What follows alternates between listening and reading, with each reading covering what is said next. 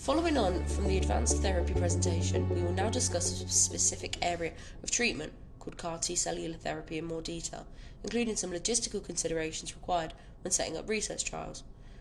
What is CAR-T cellular therapy? Chimeric antigen T-cell therapy, or CAR-T therapy as we will refer to it throughout the video, is a new type of immunotherapy that uses the patient's own genetically modified T-cells to help fight certain types of hematological cancers. This is an example of ex vivo gene therapy. T-cells are a part of the immune system that usually help to protect the body from infections and destroy abnormal cells, including cancer cells. However, there are various ways cancer cells can hide from the immune system. With CAR-T therapy, a special receptor called the chimeric antigens receptor, or CAR, is recreated in the lab and is designed to recognize and target a specific protein on the cancer cell.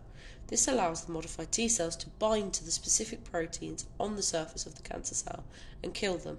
This video from Dana-Farber Cancer Institute explains what CAR-T therapy is in more detail. What is the process of CAR-T therapy? Apheresis. Firstly, T cells are collected from the patient's blood using a procedure called apheresis. White blood cells, including T cells, are removed and the rest of the blood is returned to the patient.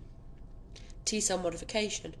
Once received in the laboratory, an inactive virus is used to insert a gene into the T cells to produce the CAR. This protein allows the cells to recognize a specific receptor on the surface of the cancer cell. CAR-T cells expansion.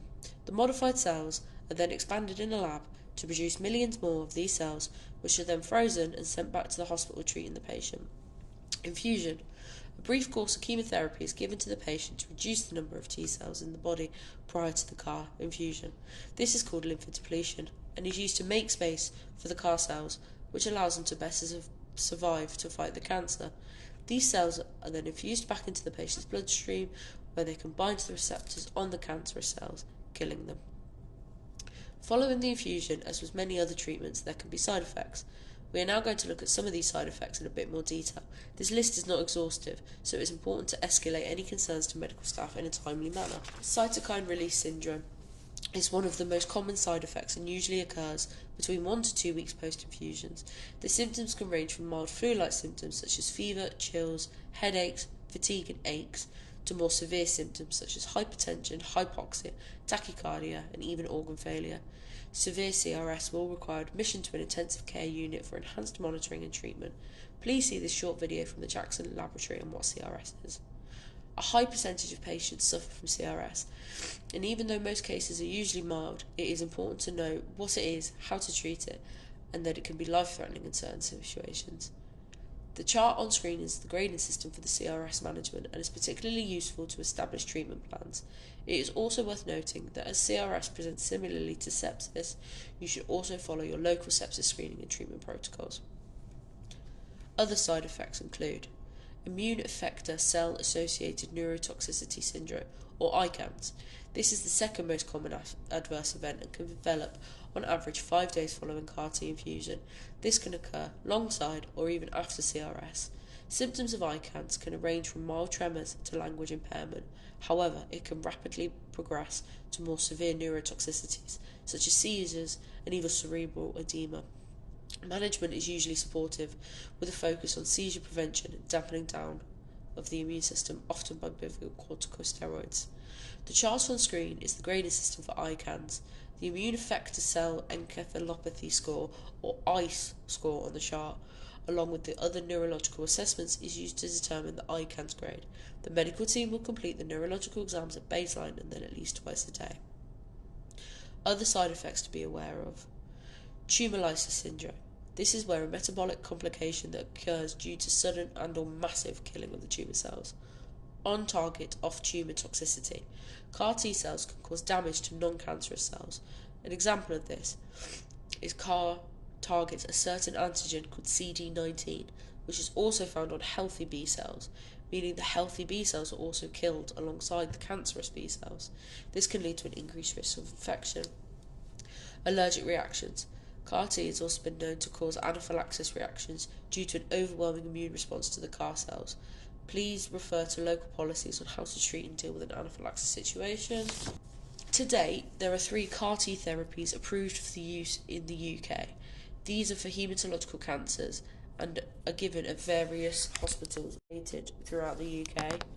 Although there has been lots of success in CAR-T therapy, mostly for haematological cancers, there are limitations on its use in solid tumours. This is because solid tumours are made up of different cell types with different mutations expressing different antigens.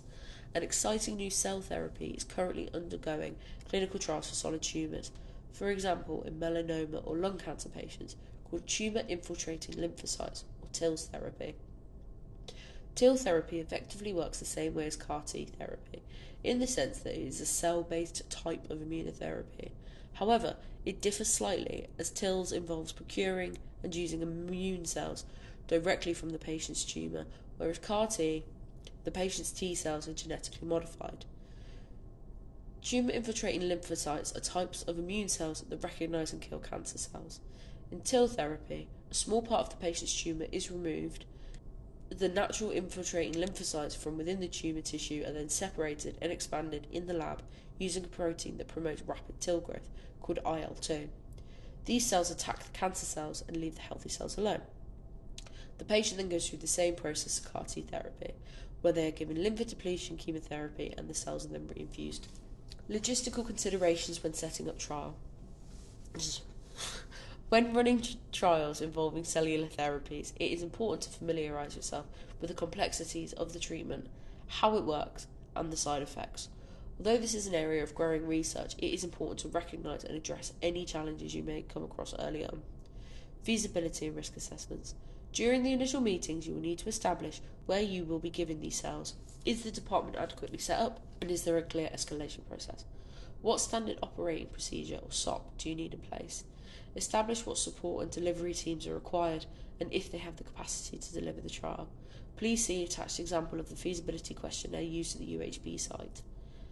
NHS England requires the Joint Accreditation Committee of the International Society for Cellular Therapy and the European Group for Blood and Marrow Transplant, or JC. JC accreditation encourages healthcare facilities to establish and maintain global standards for the practice. Staff support delivery team. There are multiple different support teams required when delivering ATIMP and CAR-T therapy. For example, ITU. There must be a clear pathway for escalation and review if any complications arrive. Other delivery teams include pharmacy, imaging, haematology team, apheresis team for CAR-T, the thoracic surgery team for TILs, labs and the aseptic units. Education and training requirements. What training does your trust offer for advanced therapies? Utilise the information that's already available.